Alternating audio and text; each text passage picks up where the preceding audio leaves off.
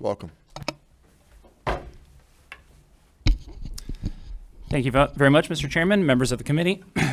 Appreciate the chance to be with you this morning. My name is John Dulmes, and I'm the Executive Director of the Michigan Chemistry Council, or the MCC. We are here today to respectfully oppose this legislation and explain a little bit of our perspective. The MCC is the voice for Michigan's chemical industry, one of our state's largest manufacturing sectors. We often talk about how 96% of all manufactured goods are directly touched by our industry, making us essential to every facet of Michigan's economy, although it's not often seen. Energy is a hugely important issue for our members and for our state. Our companies depend greatly upon affordable energy sources for both the feedstocks that our products are made out of, as well as to power our manufacturing facilities.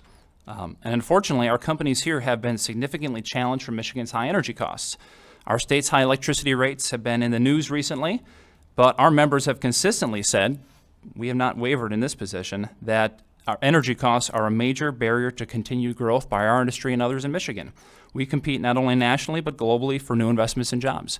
So this is a very important issue, and we appreciate your consideration of it and what the implications are for all of us. In our 2021 policy priorities, we talk a lot about energy-related issues, including the expansion of competitive electric markets. But particularly today, for these purposes, we talk about increased import capacity. We agree that we need more transmission for our state, and we have long supported efforts by the MPSC, by MISO, by FERC, to improve transmission planning and to invest in cost-effective transmission improvements where possible. I should also be clear that our companies appreciate their strong relationships with their transmission providers and have worked together very well as business partners. This is not about any particular transmission provider or company from our perspective. But as a starting point, the MCC just doesn't agree that there is an accepted fact or an objective understanding that Michigan's problem is too much competition for transmission development. This is a very complex arena and involves policies at the federal level, policies and procedures at MISO, and even indeed fights here in Michigan between various interests in the energy sector over whether our state should expand transmission, build new generation, or do something different altogether. So I think that you probably understand the assessment of the problem, and then from that what the solution should be is very much in the eye of the beholder and relating back to what suits that business entity's self-interest. In the case of transmission, we're talking about a pretty significant ROE, return on equity, that is guaranteed from our rates. So there's certainly a lot at stake for companies to fight over pieces of this pie. But for us, again, as an organization that represents ratepayers, I would argue we're interested in sort of all the above and whatever helps our members by bringing Michigan more competitive and diverse energy supplies at competitive costs while maintaining reliability. And we agree, transmission should be an important part of that. We must build more transmission for our state. We will be building more transmission for our state. But unfortunately, we just can't agree with this legislation. We recognize there are ongoing discussions about how to improve transmission planning, but we feel like this proposed legislation would just create additional barriers by enacting further statutory monopolies for transmission development.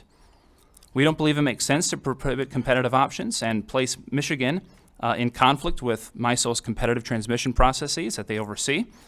This legislation purports to solve the problem, but we think it would create its own issues going forward. And as far as the law is on the books, and as you know, laws tend to be pretty sticky.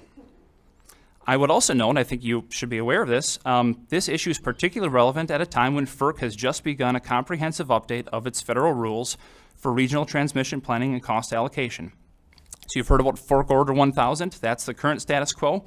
Many of the problems described with that process are directly involved in this rulemaking. It is almost certain that within the next several years, we will have a new order setting out new procedures for this. And I would note that our very own state, Michigan, by our chairman of the MPSC, Dan Scripps, is one of the members of a new joint federal-state task force on electric transmission. So none of us can predict exactly what the outcome of improvements of these processes will be.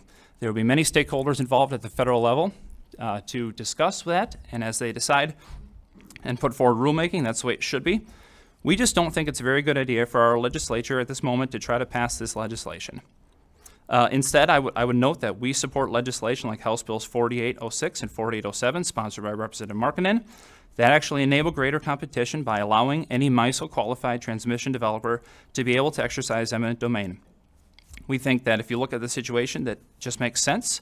If we are going to have it on the books that we should open up this authority, This was done in 2004 when the new independent transmission companies like ITC and ATC were spun off of the incumbent utilities. They were extended that authority, and that idea of extending the use of eminent domain was explicitly championed by many of the same entities that now propose to lock out their competition. So in closing, I would just say that as our energy providers and manufacturers alike seek to transition to cleaner energy resources, to go to zero carbon, to make new investments in the state to achieve that goal, we think it's important to prioritize competitive policies to help keep our costs competitive here, keep jobs in Michigan, and we appreciate your consideration as perspective. Look forward to working with you and glad to take any questions you might have. Thank you.